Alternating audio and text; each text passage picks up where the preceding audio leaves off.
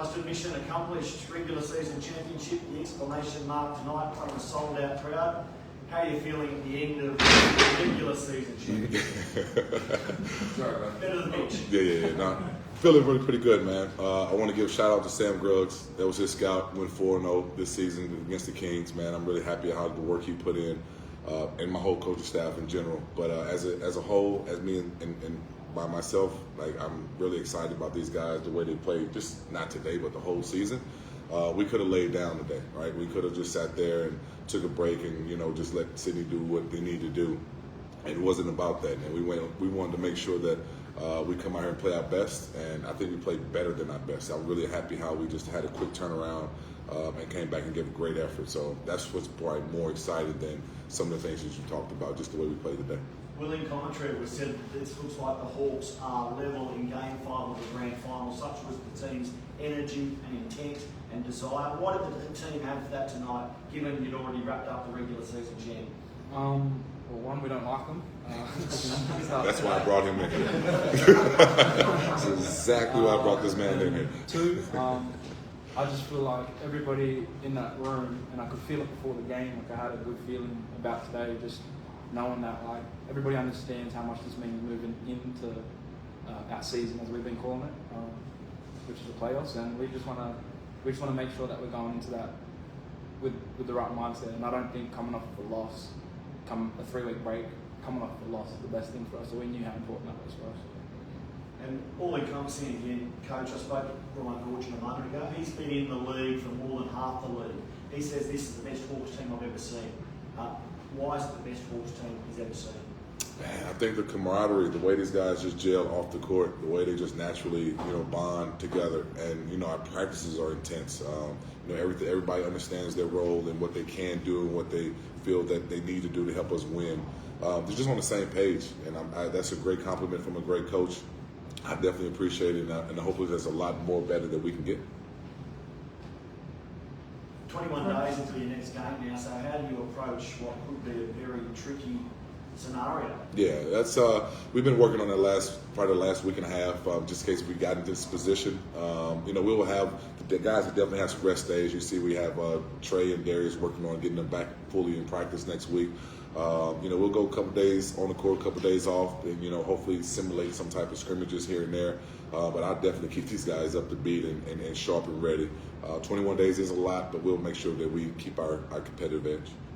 So I'd say those injuries, if you look at Trey having to sit or Darius having to sit, Johnny Blanchfield comes on and has the back end of the season he's had. Davo comes in and has to run the team now in these last couple of games. Is there silver linings in that? I mean, the way that some players have fallen away from you, but you've had these guys that get that experience now going into the finals. Yeah, that's not the experience, Mitch. It's like, I switch teams up in practice too, so these guys kind of know each other and they know what they can do in different positions as well. So it's like it's nothing new to us. It's probably new for the community and everybody else because they've seen different lineups because we had a consistent lineup for the majority of the season.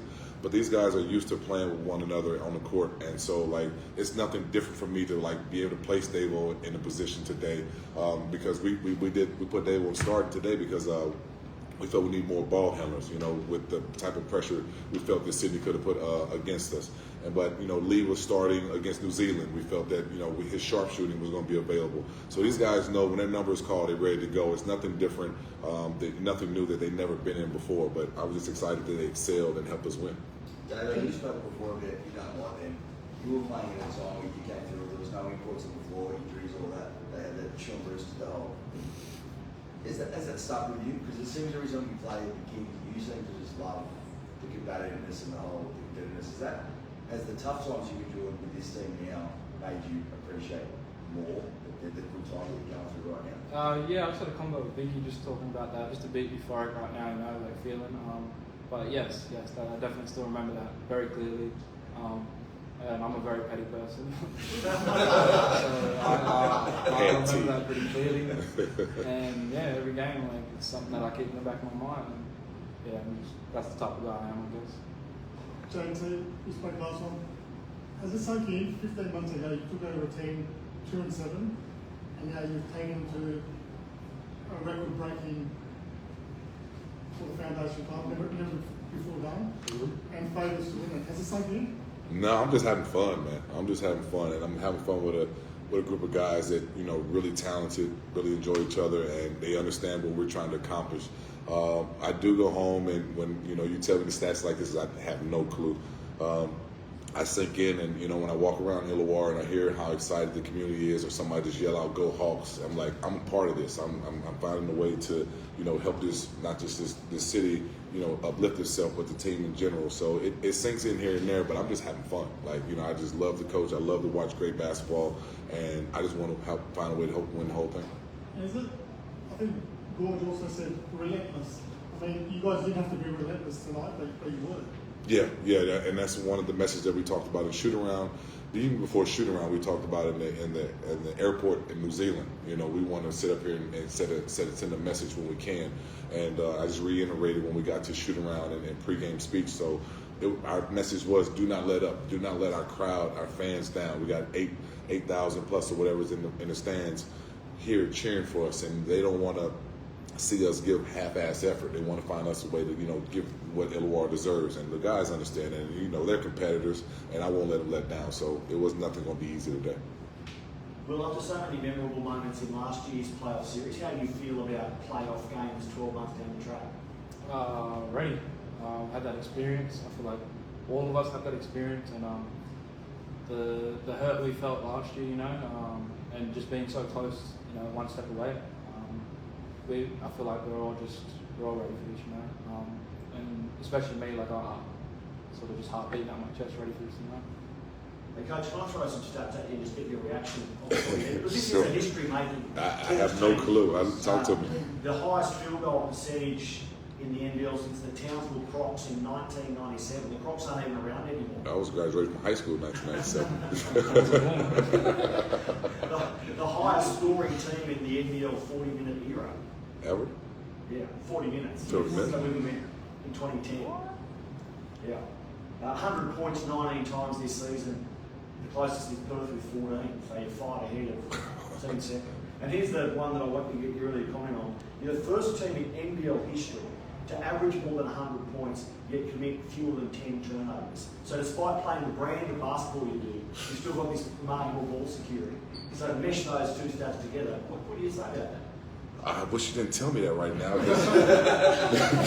These guys might start turning the ball over in the playoffs. No, that's unbelievable, man. That's just a testament of these guys taking care of the ball, you know, having fun doing it. No, that's major stats. I mean, I had no clue about none of those things, man. I'm happy for the program and these guys because, I mean, I let them play free, but I want them to play smart, right? And I definitely want them to play hard on the defensive end. So just to be able to do all those things and have accomplished those numbers is astounding. Yeah, will Trey Kell and Days be fit for the finals? All day long. Yeah, they'll be ready for the finals. They have their vacation. Well, just one more, I guess. Another debutant in Brad was a plan, a goal for last game of the regular season.